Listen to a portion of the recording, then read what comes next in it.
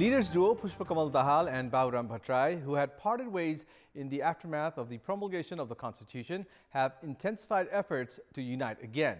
As the unification campaign between the two respective parties is in its final stage, the time-tested relation between Dahal and Bhattrai over the years has gone through the trails of insurgency, peace process and new constitution and has seen significant upheaval.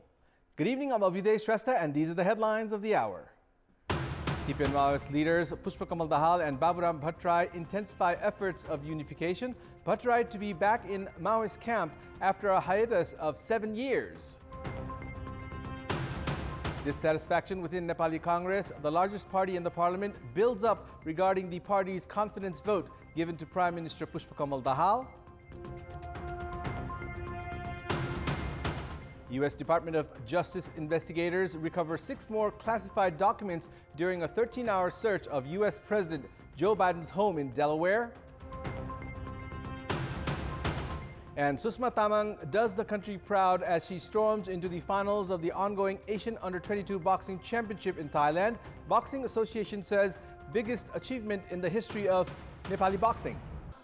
Leaders duo Pushpakamal Dahal and Baburam Bhattrai, who had parted ways in the aftermath of the promulgation of the Constitution, have intensified efforts to unite again.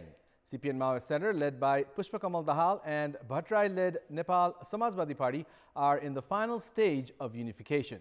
Both the parties are working on unification through their respective task force committees, while the relation between Dahal and Bhattrai, tested by insurgency, peace process and new constitution, has been significant upheaval. Party chairperson Pushpakamal Dahal had bitter words to say about his deputy Baburam Bhattrai when the then vice chairperson Bhattrai quit the party. Dahal said that he had endured Bhattrai for some 25 years while it was difficult to tolerate the ways of Bhattrai for one single year.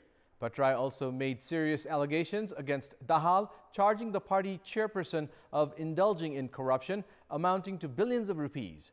Both the leaders did not relent to their blame games, while the first time the two men had come together was during the political gathering of the then CPN Unified Center in the year 1991. When the Maoists kicked off the armed movement in 1995, both Dahal and Bhattrai were together. However, Bhattrai remained a staunch critic of Dahal as the party took numerous actions against Bhattrai. Following the first Constituent Assembly election in the Dahal-led government, Bhattrai was entrusted with the Finance Ministry, while later, with the support from Dahal, Bhattrai became the Prime Minister in the year 2011. However, differences escalated between the two leaders, and by 2015, when the Constitution was promulgated and Bhattrai left the party. Bhattrai since then has been associated with 3 parties and now in the changed political context, he is coming back to Maoist Center again. Dissatisfaction within the largest party at the parliament, Nepali Congress, has intensified regarding the party's vote of confidence given to Prime Minister Pushpakamal Dahal.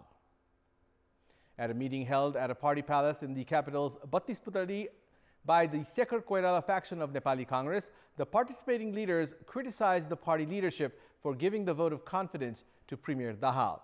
When Nepali Congress decided to give the vote of confidence to the Prime Minister, 5 party leaders, including both the General Secretaries, had written the note of dissent. However, everyone at the House of Representatives voted for Prime Minister Dahal.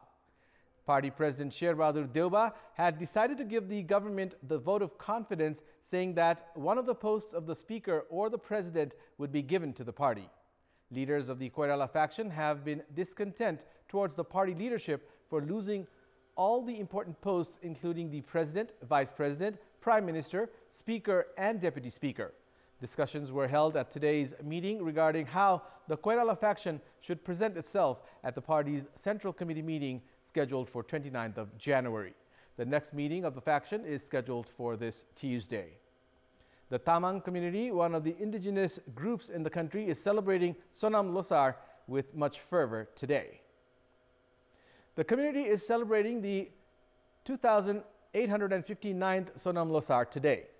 Lo means year and Sar means new or fresh. The Tamang community also observes the 12 animal symbols associated with particular years, as do the Chinese. This year, the community is celebrating the year of the rabbit, which begins from today, marking the end of the tiger year. Special programs were organized today in the capital's Tunikhel. The government has declared public holiday across the country today on the occasion of Sonam Losar. Extending greetings on the occasion of Sonam Losar, President Bidyadevi Bhandari expressed confidence that the festival will promote tolerance and strengthen bonds. Likewise, Prime Minister Pushpakamal Dahal has said that the festival reflects the origin of the community's civilization, culture, tradition, and identity. 2 youths of Janakpur have been killed in an Indian village near the Nepal-India border. 21-year-old Rohit Shah of Janakpur Dham Sub-Metropolis Ward Number 8 and 23-year-old Bishnu Shah of Ward Number 13 of the same Sub-Metropolis, who were missing for the past 13 days, have been found murdered. According to DSP at the District Police Office Dhanusa, Deepak Rai, who had reached India in connection with the investigation of the murders, the dead bodies of both the youths were found this morning buried in Parsa village of Sitamarhi, India. Both the youths were on their way to Rohit's maternal uncle's house in Sitamarhi. However, the police have claimed that they were abducted by an unknown gang and were later murdered. The kidnappers had first demanded a ransom of 500,000 rupees from Bishnu's family through a telephone conversation and later agreed to free them both for a reduced ransom of 200,000 rupees. According to the family, the news of the murders came while they were ready with the ransom money.